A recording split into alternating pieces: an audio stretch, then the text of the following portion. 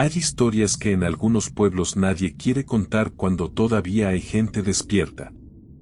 No porque exista una regla que lo prohíba, sino porque ciertas cosas, cuando se pronuncian en voz alta, parecen recuperar una parte de la fuerza que tuvieron cuando ocurrieron. En Paso del Tigre, una pequeña comunidad rodeada de cañaverales y caminos de tierra en el municipio de Ángel R. Cavada, al sur de Veracruz, durante muchos años se habló en voz baja de una familia a la que todos conocían, pero de la que casi nadie quería hablar demasiado. La historia tenía que ver con un hombre llamado Crisanto Landa Morales, un hombre que ya había pasado los 60 cuando comenzaron a suceder las cosas que terminarían cambiando para siempre la vida de sus hijas y de los hombres que se casaron con ellas. Crisanto tenía tierras, una casa grande de bloc y una reputación que hacía que los vecinos lo trataran con respeto. Pero quienes realmente lo conocían sabían que aquel respeto no nacía del cariño ni de la admiración. Era el tipo de respeto que aparece cuando una persona ha conseguido que los demás prefieran no tener problemas con ella. Crisanto tenía 2 hijas. La mayor se llamaba Remedios, y la menor, Soledad. Ambas habían crecido trabajando, ayudando en la casa y acostumbrándose desde pequeñas al carácter fuerte de su padre. Cuando llegaron a la edad de casarse, cada una terminó formando su propia familia. Remedios se casó con Heriberto Sosa Trujillo, un hombre trabajador, acostumbrado a levantarse antes de que saliera el sol y pasar buena parte del día en el campo. Era conocido por ser serio, pero también por tener carácter. No era alguien que aceptara fácilmente que otra persona decidiera por él. Soledad, algunos años después, se casó con Urbano Peralta Méndez, otro hombre de la región, también trabajador y reservado, aunque algo más tranquilo que Heriberto. Los 2 hombres tenían personalidades diferentes, pero compartían algo que resultaría importante más adelante: ninguno de los 2 había sido educado para obedecer ciegamente a otra persona. Sin embargo, después de que comenzaron a vivir en la propiedad de Crisanto, algo empezó a cambiar.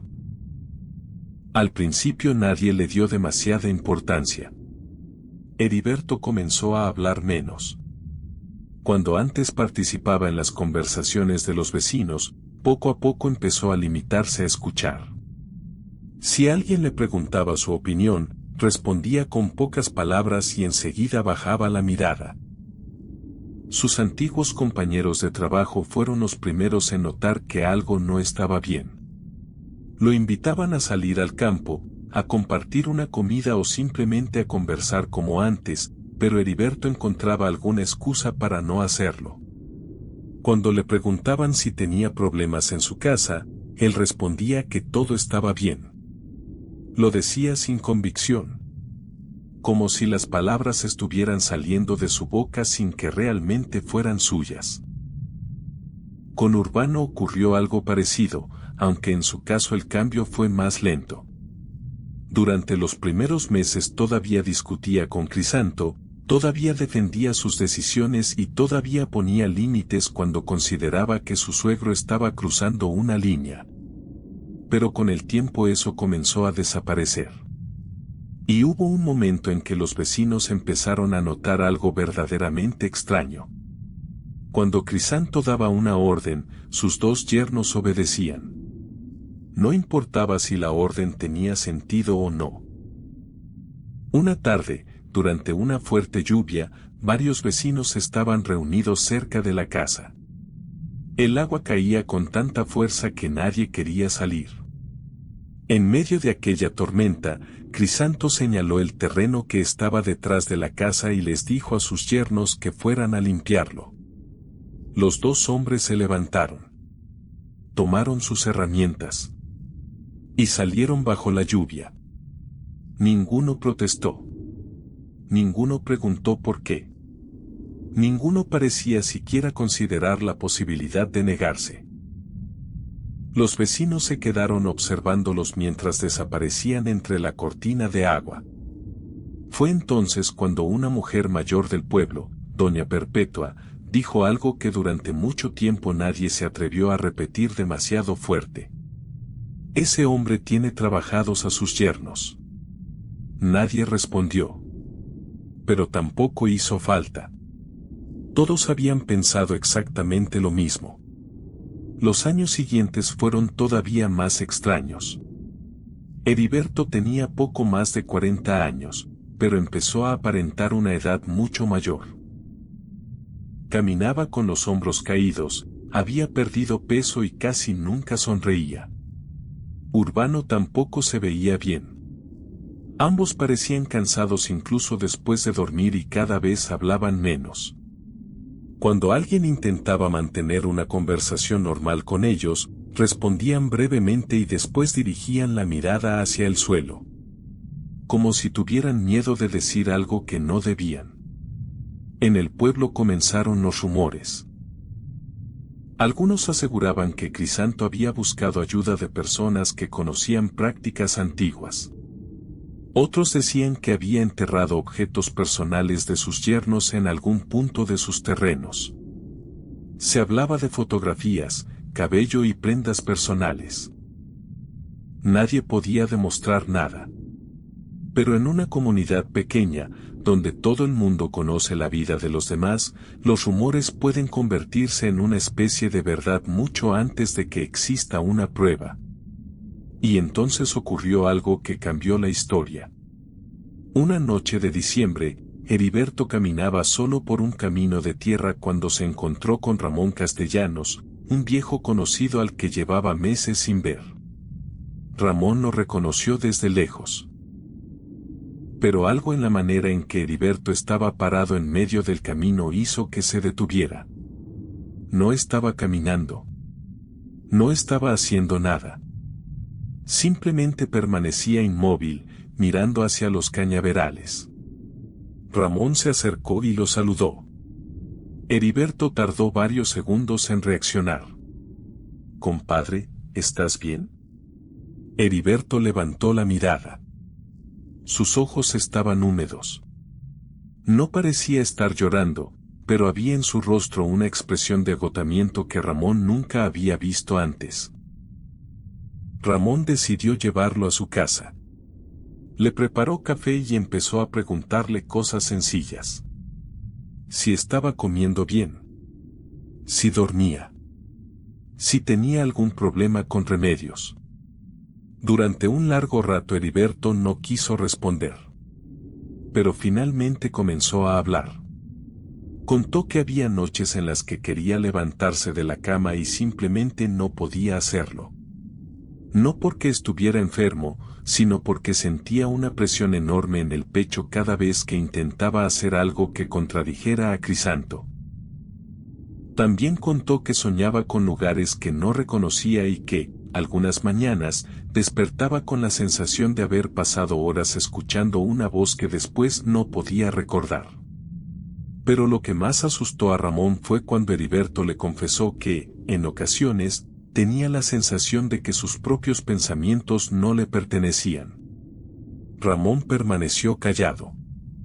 Después de escuchar todo aquello, le dijo algo que Heriberto probablemente llevaba mucho tiempo esperando escuchar. Eso que te está pasando no es normal. Heriberto bajó la cabeza. Ramón continuó. Y si no puedes detenerlo tú solo, tenemos que buscar a alguien que sepa qué hacer.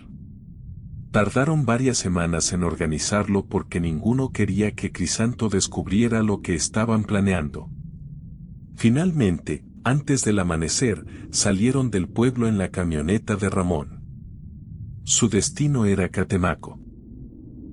Durante años, en esa región se habían contado historias sobre personas que acudían allí buscando respuestas para situaciones que no podían explicar de otra manera. Ramón no quería llevar a Heriberto con cualquiera. Buscaba a alguien que tuviera experiencia y que no estuviera interesado simplemente en cobrarles dinero. Llegaron cuando comenzaba a salir el sol. Pasaron varios días preguntando discretamente hasta que una mujer que vendía hierbas les dio una dirección. El hombre al que buscaban vivía lejos del centro, en una casa sencilla. Cuando finalmente estuvieron frente a él, el hombre no hizo preguntas. Miró a Heriberto durante varios minutos. Después le dijo: «Eso que cargas no empezó contigo». Heriberto sintió que el cuerpo se le quedaba frío. El hombre explicó que, según lo que podía percibir, aquello llevaba años sobre él. No era algo reciente y tampoco era algo que pudiera desaparecer de un día para otro. Pero hubo una frase que hizo que Ramón y Heriberto se miraran inmediatamente. El hombre les advirtió que, cuando algo de ese tipo era retirado después de haber permanecido durante mucho tiempo, las consecuencias podían aparecer en otro lugar. No explicó más. Solo les dijo que tendrían que permanecer allí varios días. Durante 4 noches realizaron distintas prácticas de limpieza y oración. Heriberto no entendía todo lo que estaba haciendo, pero por primera vez en años sentía que algo dentro de él comenzaba a aflojarse. La tercera noche consiguió dormir profundamente. La cuarta noche ocurrió algo todavía más importante. Por primera vez en muchos años despertó sin aquella sensación de presión que lo acompañaba desde que había entrado a la casa de Crisanto. Cuando regresó a Paso del Tigre, Heriberto tomó una decisión. No discutió con su suegro. No lo enfrentó. No quiso vengarse. Simplemente esperó el momento adecuado. Una mañana, mientras Crisanto estaba trabajando y Remedios había salido de la casa, Heriberto tomó algunas pertenencias, las metió en una mochila y se marchó. No dejó una explicación. No escribió ninguna carta. Simplemente desapareció de aquella casa. Cuando Urbano descubrió que su cuñado se había ido, algo dentro de él también pareció despertar.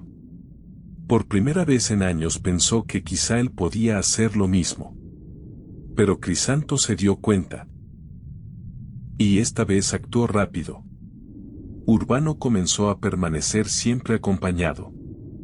Si quería salir, alguien iba con él. Si quería hablar con alguien, Crisanto aparecía. Si intentaba alejarse, encontraba una razón para impedirlo. Era como estar encerrado sin necesitar una puerta con llave. Pero poco después comenzaron a ocurrir cosas que ni siquiera Crisanto podía controlar. Primero fueron los pasos. Durante varias noches aseguró haber escuchado a alguien caminando por el pasillo de la casa. Los pasos eran lentos, pesados. Siempre parecían detenerse frente a su habitación. Soledad pensó que quizá algún animal había entrado a la casa. Crisanto insistía en que no. Después empezaron las sombras. Las veía al fondo del patio. En las esquinas. Cerca de las puertas. A veces incluso cuando no había ninguna fuente de luz que pudiera producirlas. Crisanto comenzó a dormir cada vez menos. Una noche despertó con la certeza de que alguien estaba parado junto a su cama. No vio a nadie. No quiso encender la luz. Permaneció inmóvil durante horas, respirando lentamente, convencido de que cualquier movimiento podía hacer que aquello que estaba junto a él reaccionara. Cuando finalmente amaneció, seguía despierto. Después de aquella noche dejó de comer correctamente. Perdió peso rápidamente. Y los vecinos comenzaron a notar que el hombre que durante tantos años había impuesto miedo a los demás ahora parecía tener miedo de algo. Una mañana, Soledad fue a buscarlo. No respondió. Encontró abierta la puerta de una pequeña habitación donde Crisanto guardaba objetos viejos y donde casi nunca permitía que alguien entrara. Cuando Soledad empujó la puerta, encontró a su padre sentado en una silla. No se movía. En el suelo había una pequeña caja de madera que nadie había visto antes. Estaba abierta. Y completamente vacía. Nadie supo que había guardado Crisanto allí. Pero los vecinos recordaron inmediatamente los rumores que habían circulado durante años. Crisanto murió poco después. Y entonces ocurrió algo todavía más extraño. 3 días después del entierro, Urbano desapareció. No se marchó como Heriberto. No llevó una mochila. No dejó documentos. No avisó a Soledad. Simplemente dejó de estar allí. Algunos dijeron que finalmente había conseguido liberarse. Otros aseguraron que había huido lejos para comenzar una vida nueva. Pero hubo quienes contaron otra versión. Decían que aquello que había estado unido a Crisanto durante tantos años no desapareció con su muerte. Que simplemente había quedado libre. Y que, cuando Urbano desapareció, quizá aquello había encontrado un nuevo lugar donde continuar. Nadie pudo demostrarlo. La casa de Crisanto terminó quedándose vacía. Las hijas se fueron con familiares. Los terrenos dejaron de trabajarse. Y aquella vieja, quizá nunca sepamos qué hizo realmente Crisanto. Quizá todo tuvo una explicación que nadie encontró. Pero hay algo que los habitantes de aquella comunidad aprendieron de aquella familia. Que intentar controlar la voluntad de otra persona puede terminar destruyendo mucho más que la libertad de quien está siendo controlado. Porque algunas cosas pueden mantenerse ocultas durante años. Pueden permanecer enterradas. Pueden parecer olvidadas. Pero eso no significa que hayan desaparecido. Y según los ancianos de Paso del Tigre, cuando algo así finalmente encuentra la manera de salir, nunca se puede saber con certeza hacia dónde va a regresar. Por eso, todavía hay personas que evitan pasar frente a aquella antigua propiedad después de que oscurece. No porque hayan visto algo, sino porque, algunas noches, cuando el viento baja desde los cañaverales y las ramas de los árboles comienzan a golpear unas contra otras, hay quienes aseguran escuchar pasos alrededor de la casa abandonada. Pasos lentos, pesados, como los de alguien que camina sin ninguna prisa.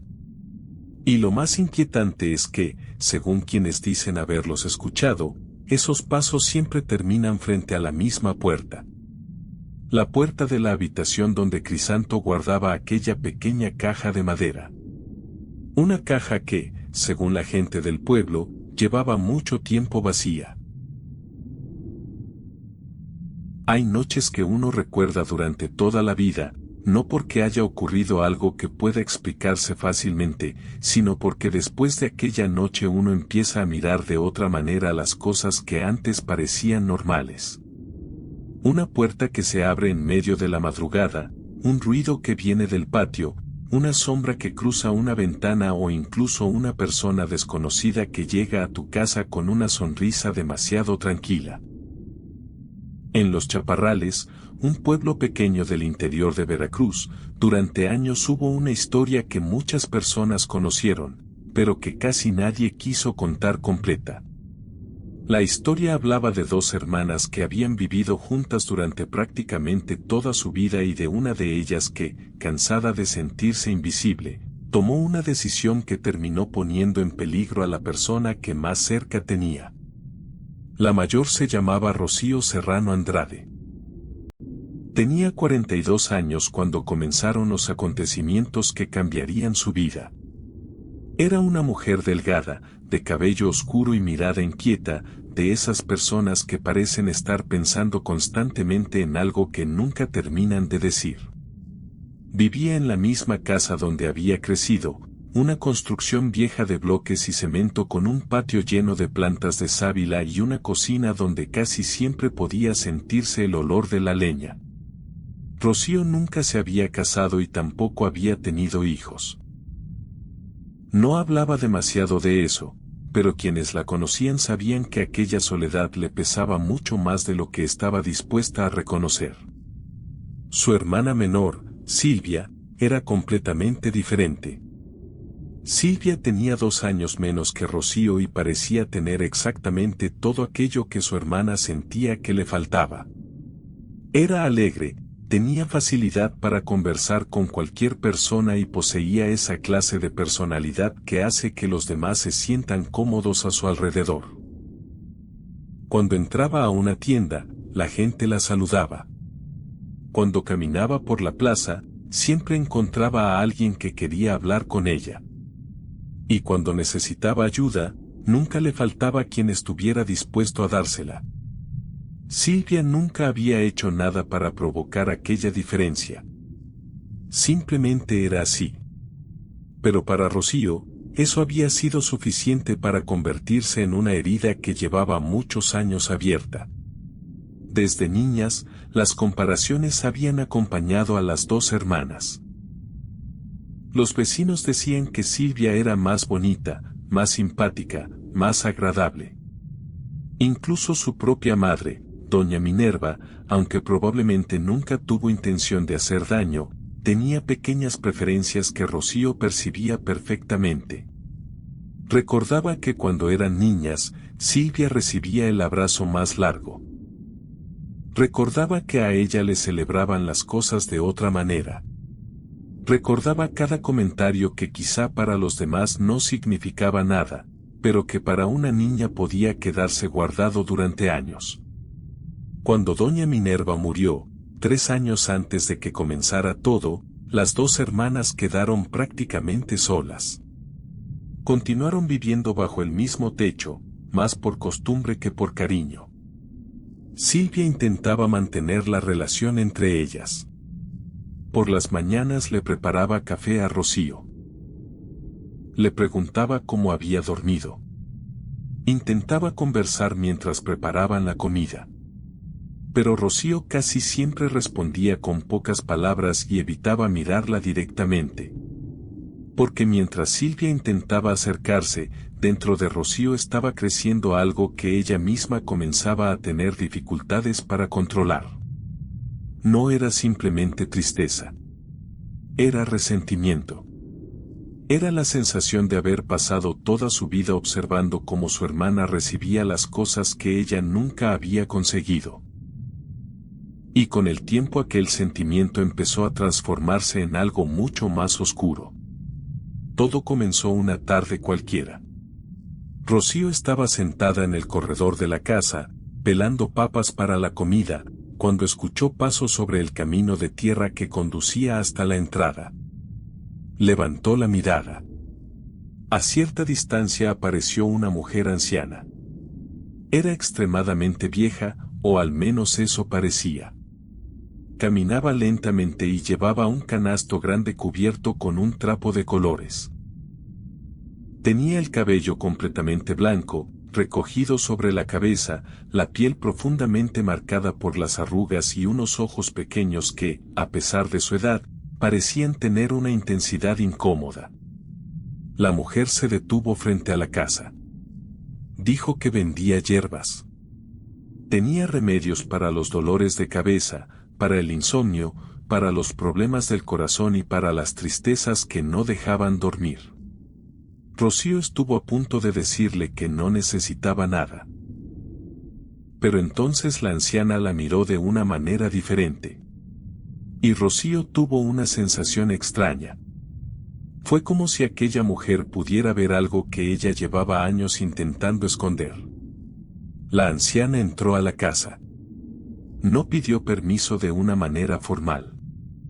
Simplemente pasó. Se sentó en una silla de la cocina y colocó el canasto sobre la mesa como si hubiera estado allí muchas veces. Después comenzó a hablar. No levantaba la voz. No hacía falta. Le dijo a Rocío que veía un peso muy grande sobre ella. Le dijo que ese peso tenía un nombre. Y aunque Rocío nunca pronunció el nombre de Silvia, la anciana parecía saber perfectamente de quién estaba hablando. Después le explicó algo que Rocío recordaría durante el resto de su vida. Le dijo que todo en la vida funcionaba como una balanza. Cuando un lado subía, el otro tenía que bajar. Cuando alguien recibía algo que no le correspondía, alguien más terminaba pagando el precio. Rocío debería haberle pedido que se marchara. Debería haber cerrado la puerta. Debería haber contado todo aquello a Silvia. Pero no lo hizo. Porque por primera vez alguien estaba hablando directamente de aquello que ella llevaba años pensando en secreto. La anciana sacó un pequeño envoltorio. Estaba amarrado con un hilo rojo. Dentro había tierra negra y húmeda. Rocío no supo describir el olor. La mujer le indicó que debía enterrarla frente a la entrada de la casa durante 3 noches consecutivas. Siempre a medianoche. Sin contarle a nadie. Y después de hacerlo, debía entrar sin mirar hacia atrás. La anciana le prometió que las cosas empezarían a cambiar. Pero también le dio una advertencia. Le dijo que aquello que estaba moviendo no podía controlarse completamente una vez iniciado. Y volvió a hablar de la balanza. Todo lo que una persona ganaba tenía que salir de algún lugar. Y ese lugar, muchas veces, era alguien cercano. Rocío pasó aquella noche mirando el pequeño paquete debajo de su cama. Escuchaba la respiración de Silvia al otro lado de la pared. Varias veces pensó en levantarse, tomar el envoltorio y tirarlo. Pensó en quemarlo. Pensó incluso en llevarlo lejos de la casa. Pero cuando llegó la medianoche, hizo exactamente lo que la anciana le había ordenado. Salió descalza. El pueblo estaba completamente silencioso. No había luna. Los árboles parecían enormes manchas negras contra el cielo.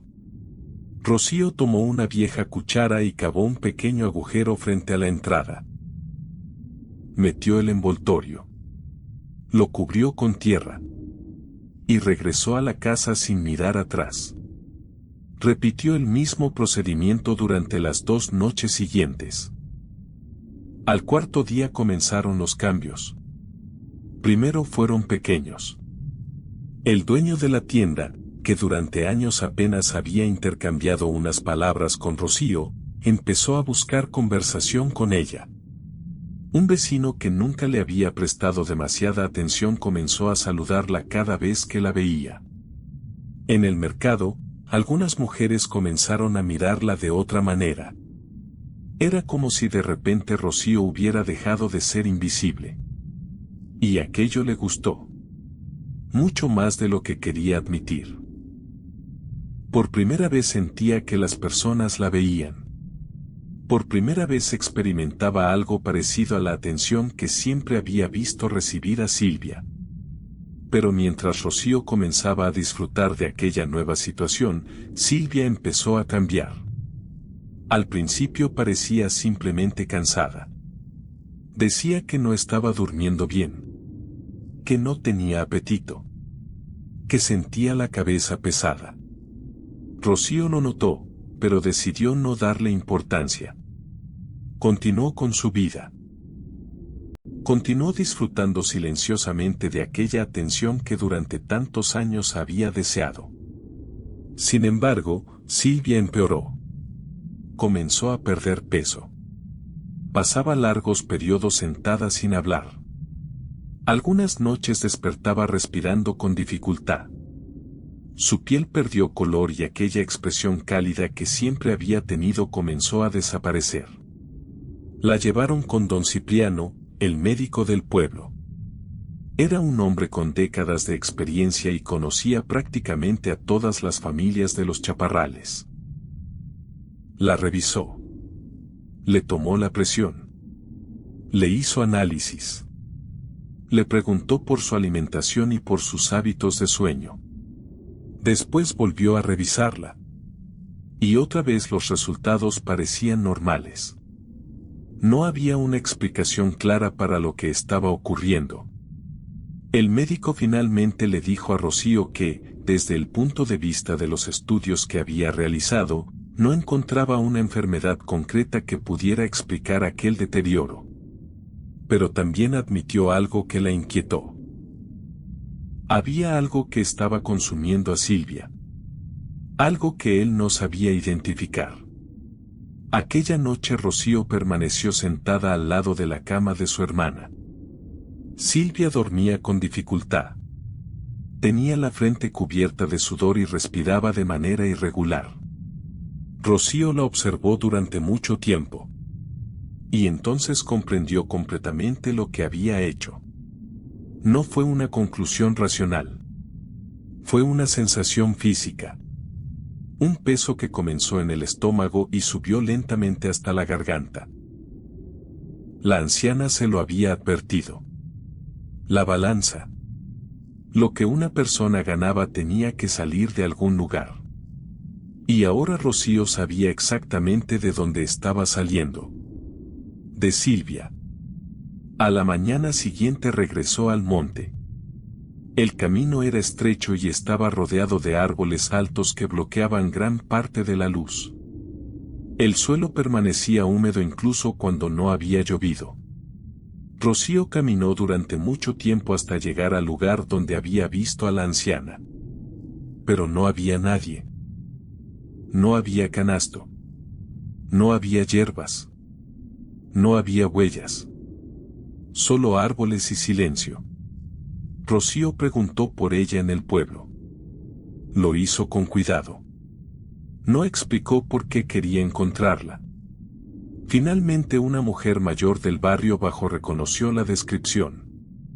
Y entonces dijo algo que hizo que Rocío sintiera que el suelo desaparecía bajo sus pies.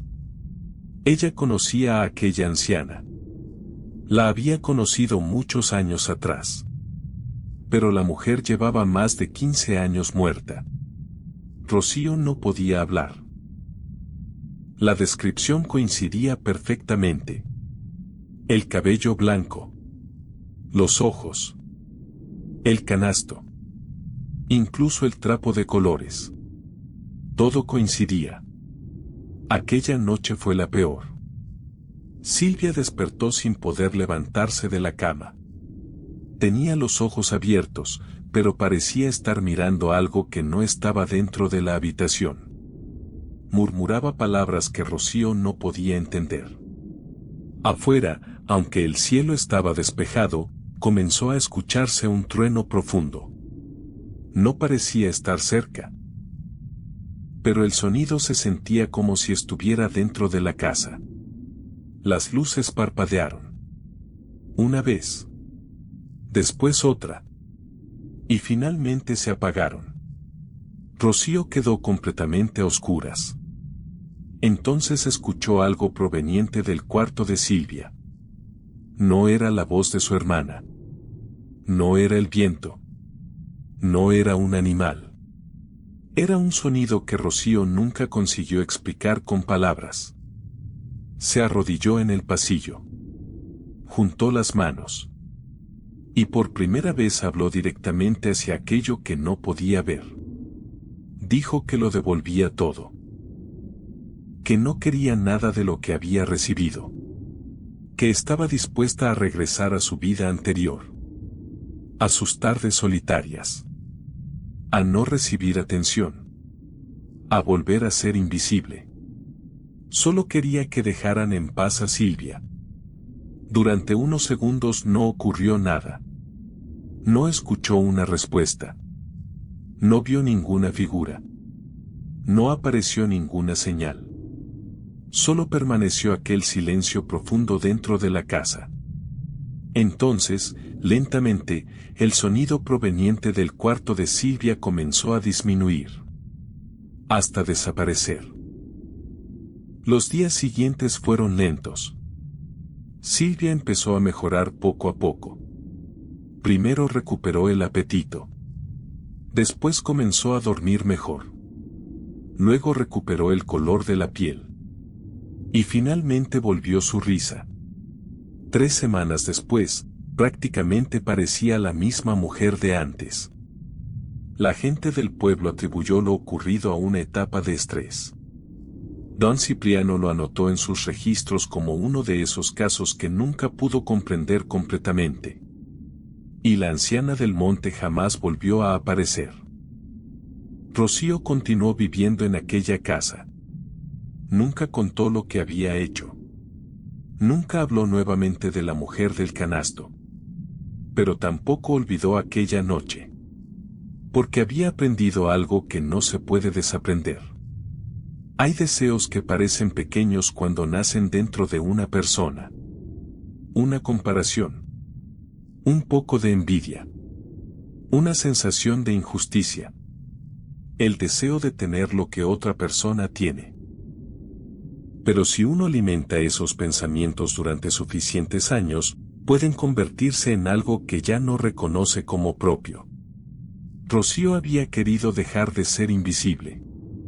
Y durante unos días consiguió exactamente lo que deseaba. Pero tuvo que descubrir de la peor manera posible que algunas cosas no llegan gratis. Y desde aquella época nunca volvió a abrir la puerta de su casa sin mirar primero por la ventana. Porque, según quienes todavía recuerdan la historia de los Chaparrales, hay visitas que llegan tranquilamente, cargando un canasto de hierbas y hablando con una voz amable. Y algunas de esas visitas no vienen a venderte nada. Vienen a ofrecerte exactamente aquello que llevas años deseando. El problema es que nunca te dicen quién tendrá que pagar por ello.